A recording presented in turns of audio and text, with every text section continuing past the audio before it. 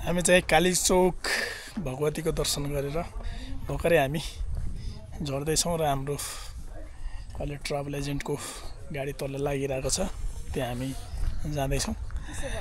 जस यात्रा चाहिँ रमाइलो हो।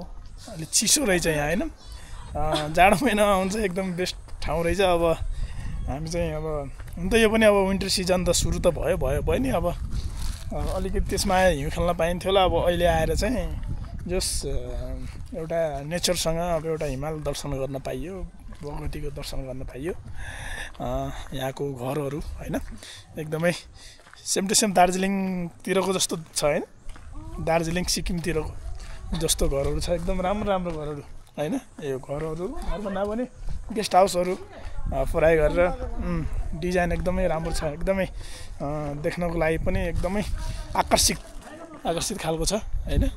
यो पछाडिको भ्यू, यो बाटो हैन एकदमै राम्रो छ यो ठाउँ। घोडा, मेरो पछाडि घोडा भन्दा पनि गधा, खच्चरमा चाहिँ नसक्ने मान्छेहरूलाई चाहिँ खच्चडमा बोकेर लैजानको लागि चाहिँ बेटर हुने रहेछ। त्यसमा चाहिँ ठिक छ। अब हामी पनि अब ट्राभल एजेन्टको गाडी नजिक आएका छौँ।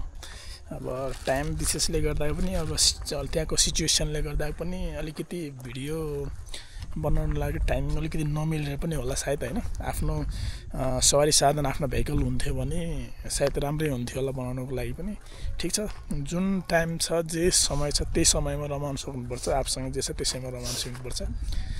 ठिक छ, हामी फर्किँदैछौँ। अब यहाँबाट गएपछि कताको बसाइ हुने हो। अब आज सकेसम्म चाहिँ हामी सुरसिङ झरना, सिन्धुपाल्चोक झरना घुम्न जाने हाम्रो विशेष प्लान छ।